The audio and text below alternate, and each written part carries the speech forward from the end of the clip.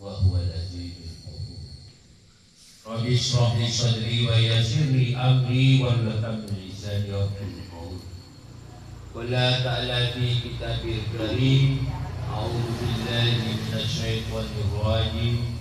Wasta'inu bis-sabri was-salah wa innaha lakabiratun illa 'alal khashi'in. Qala Rasulullah sallallahu alaihi wasallam kum fasoli fa in fasolati sifat.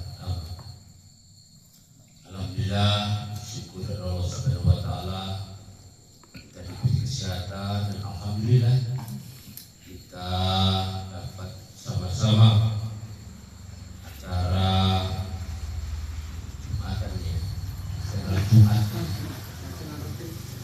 Yasinan. Kalau sarung itu pada bunda, lek sarungan pakai sarung. Yasin itu kata bunda isin, Yasinan moco Yasin bareng-bareng. Jadi gitu. Karena orang itu nggak dong ya ngomong ke bintang-bintang. Itu yang pertama. Yang kedua, ayat yang saya bacakan tadi, wasta'inu bisabri was-salah wa innaha lakabiratun illa 'alal khashi'in. Ini ceklek-ceklek. Semua hajat kalau ingin ditolong Allah itu syaratnya cuma dua. Wasta'inu bisabri was-salah wa innaha lakabiratun illa 'alal khashi'in. Syaratnya dua, sabar dan sholat. Orang punya hajat apa, oleh orang sabar, ya buat mana? Dan sholat, jadi dua-duanya.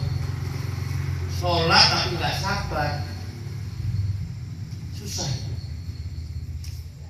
Misalnya seperti itu. Nah kemudian hadis yang saya bacakan tadi, ya, kul fasoli fa infi sholati sifat.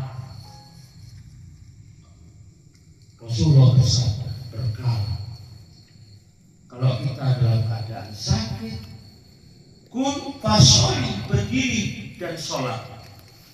Fa inna fi sholati sifat. Karena sesungguhnya dalam sholat itu terdapat penawar. Dalam suatu penelitiannya, orang namanya Dr. Fedilma itu orang Amerika, orang Kristen. Dia orang ahli neuroscience.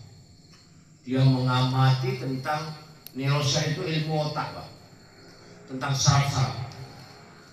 Ternyata dalam gerakan sholat salah satunya sujud. Itu kalau kita berdiri, itu ada urat saraf yang dalam otak itu kalau kita nggak sujud, darah itu nggak ngalir. Nah, ngalirnya darah itu ada waktunya. Ternyata diteliti pada waktu-waktu sholat itu kalau kita sujud, maka otak kita jernih, yang tadinya emosi jadi nggak emosi.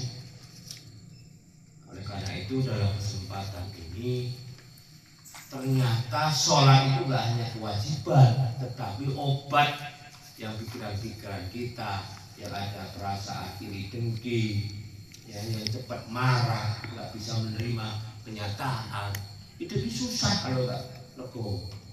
Saja dan sebagai penutup, selalu saya mengingatkan di dalam surat Al-Munafiqun ayat 10. Orang tua kita, saudara kita yang telah meninggal itu di dalam kubur itu setiap malam Jumat nunggu kita ini, anak-anaknya, sedulur-sedulurnya. Apa dalam kubur itu? Berdoanya, Robbi, laula ahartani ila ajalin qarib fa sadaqa wa aku minas sholihin. Ya Allah, ini adalah kubur. Ya Allah, hidupkanlah aku sebentar saja. Qarib. Untuk apa? Fa sadaqa wa aku minas sholihin. Oleh karena itu malam Jumat ini jangan dikira sepele bagi saudara-saudara orang tua kita yang kubur. Nunggu sedekah kita. Jadi jangan dianggap rutinitas ini nggak ada gunanya. Inilah cara kita berbakti kepada orang tua kita yang telah meninggal dunia. Salah satunya kita dengan acara Yasinan ini, walaupun hanya sedekah. Oleh karena itu, mari kita luruskan niat kita sampai untuk ibadah, untuk silaturahmi, untuk memberikan sedikit sedekah itu pahalanya. Karena di dalam kubur itu yang bisa mengurangi sisa kubur adalah sedekah dari orang anak-anak yang masih hidup. Saya akhiri. Wassalamualaikum warahmatullahi wabarakatuh.